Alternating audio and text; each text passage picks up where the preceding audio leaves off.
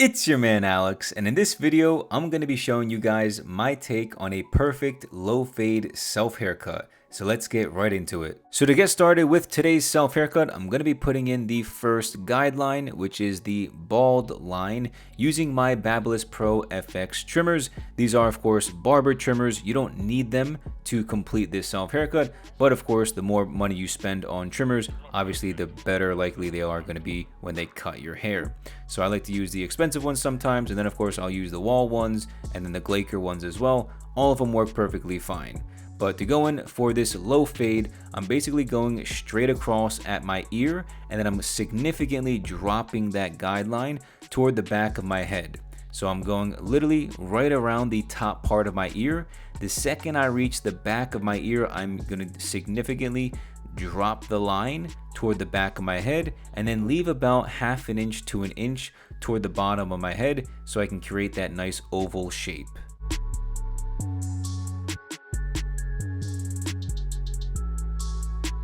So now for the second guideline, I'm going to be using the clippers with the no guard lever open, and I'm only going to be going up around 3/4 of an inch all the way around my head, right above that previous guideline. And so really quick, for those of us that are watching that are serious about cutting our own hair to save time and money by not having to go to the barbershop every 2, 3, 4 weeks, I made my self haircut course completely free as a sponsorship from Kouras, my hair brand. So Kouras, my hair brand that I recently started in 2025, is sponsoring the self haircut course, and it's completely free now. So I made it free on YouTube in an unlisted playlist. If you literally go into the description of any of my YouTube videos, you'll see the course there, so you guys can follow along and watch those lectures to learn more about how to cut your own hair and master this skill set. And so now for the third guideline, I'm going in with the number 1 guard lever open,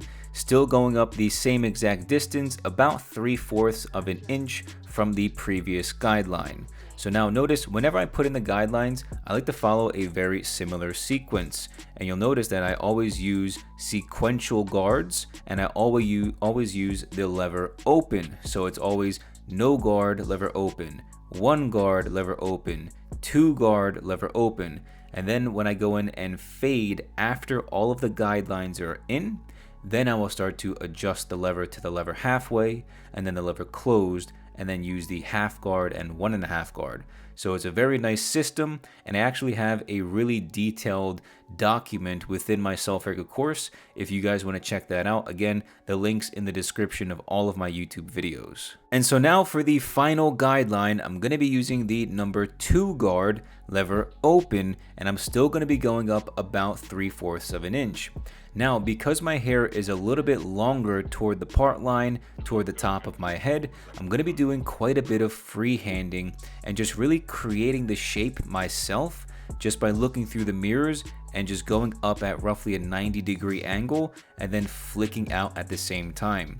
So you'll notice that I'm just kind of creating the shape, and with whatever hair falls into the guard is what gets cut. So I'm basically just freehanding everything.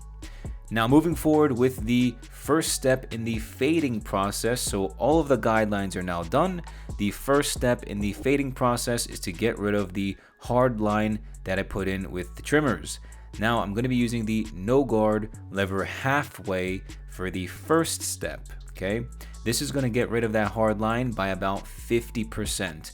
All I'm really doing here is just softening up that hard line using the no guard lever halfway. Again, it should get rid of the hard line by about 50%. So now to finish off that bottom hard line, I'm going to be using the no guard lever closed, and this should help me get rid of about 90-ish% to almost 100% of that hard line. Now, especially if you have 0 gapped trimmers and 0 gapped clippers, it should get rid of almost all of it. But then usually toward the end of the self haircut, I always do detail work with the thinning shears anyway, and this definitely helps get rid of all of those hard lines. So now going in to get rid of the next hard line, I'm going to be using the ½ guard lever closed. Now again, notice how I'm using my left hand to stretch out my scalp, and all I'm doing is just doing a little flick out motion. Starting from underneath the line, I go up, hit the line, and then I flick out at the same exact time. And then I also like to stretch out my skin as often as I can, just so I make sure that I don't accidentally go up a little bit too high and put in a new hard line by accident.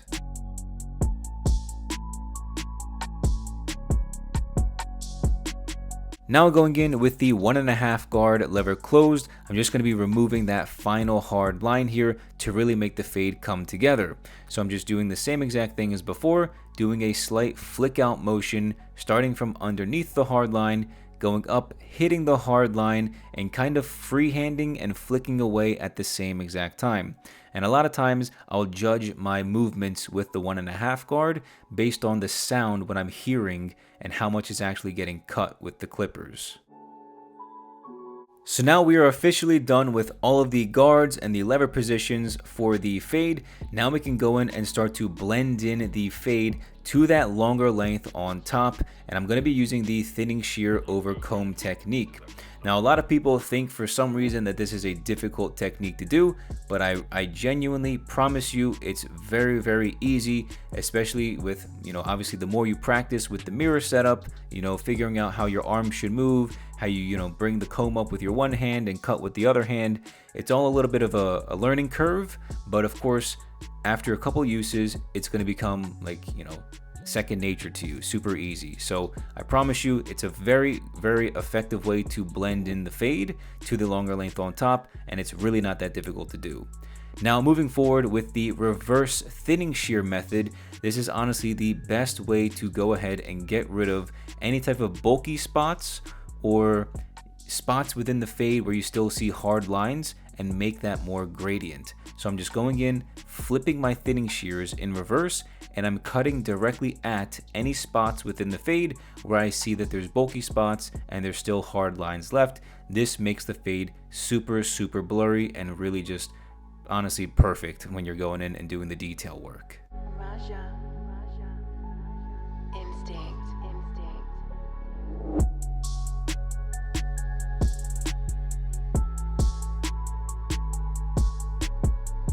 So for this self haircut, I was noticing there's a lot of overhang by my part line, meaning just a lot of bulk on the top of my head. So what I was really trying to do was just grab the longer length on top and connect it to that little bit of hair by my part line. So I'm pretty much just taking little horizontal sections, stretching them out of my head, and then cutting at a 90-degree angle to basically even everything out on the perimeter of my head. And then I'll go ahead, of course, and start to trim maybe like, I don't know, a 1/4 or a 1/5 of an inch on top, really just trimming the ends to kind of even it out, because for me, I've got really thick hair, and typically when I trim the ends every like month or so, my hair starts to feel a little bit less thick, and I can easily run my fingers through it. So that's what I'm doing here, just trimming off the tips on top, and then just, of course, blending in the hair by the perimeter. Now you're not done with the self haircut until you give yourself a clean lineup.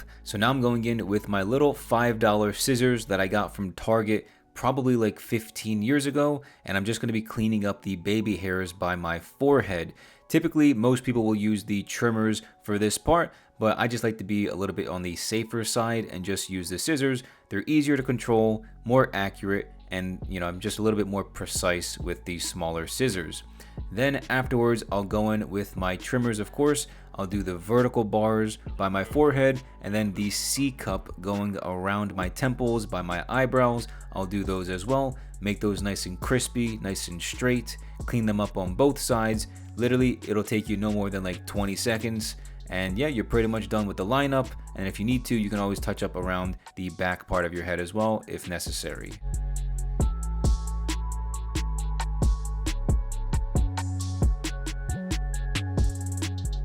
To finish off the haircut, I'm using some organic cream by KOVRAS for a natural low hold matte finish. What I like to do is take about a pea-sized amount of product, lightly rub it between my palms until it's creamy, and then work it evenly throughout my hair. If you're looking for products that are 100% hair healthy and promote hair growth while also giving you a perfect all-day style, you can check out our products using the link in this video. This is my take on a perfect low fade self haircut. Let me know in the comments below how you think the haircut turned out and what other hairstyles you'd like me to try out next. And also make sure you leave a like, subscribe, check out the link below for our hair products, and watch this video if you want to take your self haircuts to the next level.